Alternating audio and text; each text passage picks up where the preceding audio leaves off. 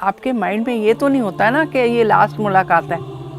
ये तो कभी एक माँ नहीं सोच सकती ना। नाउ आई रियलाइज कि किसी ना किसी ने तो देश के लिए, देश को बचाने के लिए आगे आना है। इस तरह की मौत बहुत ही नसीब वाले लोगों को मिलती है। बहुत बहुत शुक्रिया हमें अपना समय देने के लिए। डेथ के बाद आर्मी ऑफिसर का जो सामान होता है वो कितने दिनों बाद एकदम आ जाता है। जब उस बक्से को पहली बार खोल रहे होते हैं तो वो कैसा पल होता है? नहीं, वो तो बहुत दर्द भरा है, क्योंकि आप वो चीज़ें सारी देखते हो। जैसे उसमें से आपके बेटे की खुशबू आती है, सुगंध आती है आपको। हमारी 4 पुश्तें जो हैं, 4 जनरेशंस वो आर्मी में ही थी। स्वाभाविक था उनके लिए कि सिर्फ वो सेना के बारे में ही सोचते थे। अच्छा, जब IMA में उनका सिलेक्शन हुआ तो वो पल कैसा था? IMA के दौरान तो वो उनके लिए, जैसे अब मैं कैसे समझाऊं, जब एक आदमी को जो चाहिए अगर उसको मिल जाए तो कितना खुश होता है। It was like a paradise, जन्नत की तरह था उनके लिए। लेफ्टिनेंट विजयंत की IMA में पासिंग आउट परेड कैसी थी? 12th December, I still remember, it was 12 December, second Saturday को था। गन सल्यूट होती है वो, उस तो तभी आप एकदम रिवील करेंगे उसको। और फिर उनका जो म्यूज़िक है ना, सारे जहाँ से अच्छा, that was passing out parade. और एक जब वो आपने देखा है कि जब वो अपनी कैप्स को ऊपर फेंकते हैं, वो है। और उस टाइम जो उनका बजता है, कदम कदम बढ़ाए जा, खुशी के गीत गाए जा, ये गाना उस टाइम बजता है। It is so, I mean इतना एक्साइटमेंट उस टाइम होता है ना, तो that was wonderful. Vijayant at Kargil book में तुगलकाबाद से जुड़ा एक किस्सा है कि जब विजयंत अपनी ग्वालियर में फर्स्ट पोस्टिंग के बाद जम्मू जा रहे थे, तो उसके बारे में बताइए। अच्छा, वो तो किस्सा है, एक अजीब ही किस्सा है। घर से स्टेशन आए तो वहाँ पे रॉबिन वहाँ पे था ही नहीं। तो हमने उनके CEO को बोला, कहाँ है रॉबिन? वो कहता वो तो गया आपको मिलने के लिए, उसने अपना ट्रंक भी ले लिया, पूरा सामान उसके अंदर भरा हुआ है, और वो गया आपको मिलने के लिए। मतलब आप गए उनसे घर से स्टेशन मिलने के लिए और वो स्टेशन से घर आए। फिर यहाँ से वो चले गए अपनी दादी को मिलने के लिए। वो सेक्टर 21 में थी मेरी सिस्टर के साथ, और मैं जो था वापस आया। जब घर आए तो वो घर पे नहीं जब आया तो वो फिर स्टेशन पे जा रहे थे। फिर वापस गया मैं स्टेशन पे, और तब वहाँ पे मुलाकात हुई। क्या इत्तेफाक की बात है कि हमारा मिलन जो था वो इतना छोटा था। एक मेरे पास कैमरा था जो मैं उसको नहीं देना मांगता था कभी भी। जब वो श्रीनगर जाने लगे, इस तरफ जाने लगे, तो मैंने कहा यार कैमरा उनको दे दो, क्योंकि वहाँ पे बड़े अच्छे सीनरी वगैरह होगी, बड़ी अच्छी फोटो नहीं। तो मैंने उनको कैमरा दे दिया। अब कैमरा को की खुशी में उसके बाद मैं जो उनको चेतावनियाँ दे रहा था कि क्या होता है इंसर्जेंसी की लड़ाई में, कैसे बच के रहना, उनका कुछ ध्यान नहीं था उधर। बस 5 मिनट में, तो 5 मिनट ही हमारी बात, क्योंकि मैं तो काफ़ी चीज़ें ले गई थी बना के। उसकी पलटन वाले सब बैठे भी थे, CO भी थे, कर्नल रविंद्रनाथ, विवेक गुप्ता, मेजर विवेक गुप्ता, जो तोलोलिंग अटैक में मेजर विवेक गुप्ता शहीद हो गए थे। सीढ़ी बच गई, झंडे झंडे दिखा दिए गए, तो फिर वो चढ़ गए उसमें, और वो खड़े हुए हमको वेव आउट करते रहे जब तक गाड़ी ऐसे मुड़ के ओझल नहीं हो गई। आपके माइंड में ये तो नहीं होता है ना कि ये लास्ट मुलाकात है। ये तो कभी एक माँ नहीं सोच सकती ना। तो उसने कहा चलो कोई बात नहीं, छुट्टी में जब आएगा तो ज़्यादा मिल लेंगे। तो छुट्टी में तो वो कभी आया ही नहीं। जब कभी आंखें बंद करते तो वो मोमेंट वापस से दिखता होगा। बिल्कुल, वो आखिरी बार था, आखिरी बार जब आप उनको देख रहे थे। हाँ, आखिरी बार।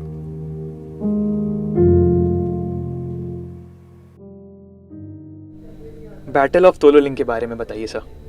ये जो तोलोलिंग की इनग्रेस थी, जो हमारे देश में घुसे थे पाकिस्तानी, वो लगभग 10 से 14 किलोमीटर डीप आ गए थे। वहाँ उस टाइम तक कोई भी हमें सक्सेस नहीं मिला था। किसी जगह पे हमें एक भी विजय नहीं मिली थी। तो और जहाँ तक तोलोलिंग का सवाल है, तोलोलिंग पर 3 अटैक हुए थे, तीनों नाकाम रहे थे।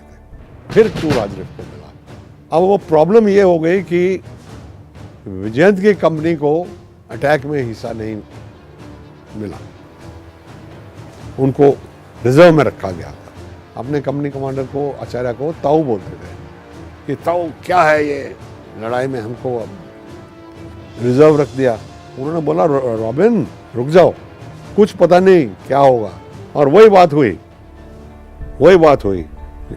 दुश्मन अड़ा रहा वहाँ पे जहाँ पे मोहित सक्सेना गए थे, और वहाँ पे फिर इनको टास्क दिया गया कि यहाँ से तुम जाओ और जो बचा कुचा दुश्मन है उसको ख़त्म करो। तो ये फिर वहाँ से अटैक किया इन्होंने। विजयंत उसको लीड कर रहा था, मेजर आचार्य 200 कदम पीछे थे, और अटैक सक्सेसफुल हुआ। 14th morning I got a call from Kargil. Vijayant ने कॉल किया कि मामा आपको पता चला कि हमने तोलोलिंग जीत लिया। मैंने बोला बिल्कुल, मुझे पता भी चल गया और उसका नाम न्यूज़पेपर में आया था। कहते बस मैं अभी ठीक हूँ, लेकिन अभी इसके बाद मैं दोबारा कॉल नहीं करूँगा मामा, अब मैं आपको 20 दिन के बाद कॉल करूँगा। तो मैंने कहा क्यों? तो कहते नहीं बस उन्होंने मेरे को एक टास्क कॉल मिला है। टास्क का मतलब सेकंड अटैक। तोलोलिंग फतेह करने के बाद लेफ्टिनेंट विजयंत युद्ध में अपनी दूसरी लड़ाई के लिए निकल पड़े।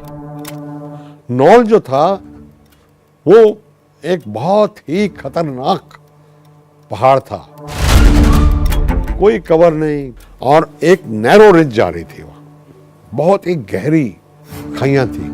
अगर आपने एक भी कदम गलत ले लिया तो हजारों फुट नीचे जाओगे। इसी बीच में एक ग्रेनेड फटा था नीचे, और वो ग्रेनेड की वजह से मेजर आचार्य वीरगति को प्राप्त कर गए थे। तो उन्होंने इतना आग बबला जैसे पत्थर लगा होता ना सिर में आके, वैसे जो वो एक चीज नहीं चाहते थे वही हो गई। जो उनके क्लोजेस्ट थे बहुत प्यार करते थे उसको। गए आगे, बहुत गुस्से के अंदर एक सवा घंटा उनकी आपस में मुठभेड़ हुई पाकिस्तानियों के साथ। जो नज़दीक वाला बंकर था वो तो 25 मीटर पे था। बीच में एक वक्फा आया छोटा सा, भगवान की तरफ से था, पता नहीं क्या था। उन्होंने फायरिंग बंद की। विजयन ने आओ देखा ना ताव देखा, जब मार दिया आगे कि ये बंकर को मैंने ख़त्म करना है। और उनके साथ जो था नायक तिलक सिंह, वो उनको रोकता रहा, लेकिन वो चले गए। और जैसे ही उन्होंने एक कदम लिया ना, वो दूसरी पीछे वाली मशीन गन ने फायर कर दिया, और एक गोली उनके टेम्पल में लगी, और वो वहीं पे अपने साथी के हाथों में गिर गए, तिलक सिंह के। तो 20 दिन के बाद तो रॉबिन का फ़ोन तो नहीं आया, लेकिन आर्मी हेडक्वार्टर से फ़ोन आ गया। He says we are sorry to inform you that Vijayant Thapar has laid down his life for the country in Kargil war. इतना बोल के फ़ोन बंद। So that was the end of the story. हम तो थोड़ा सा होश में नहीं थे, क्योंकि आपके बेटे की बॉडी पड़ी हुई है आपके सामने, तो आप नहीं देखते। फिर मैंने कहा 1 मिनट कि मैं जाके ज़रा देख तो लूँ बाहर का नज़ारा।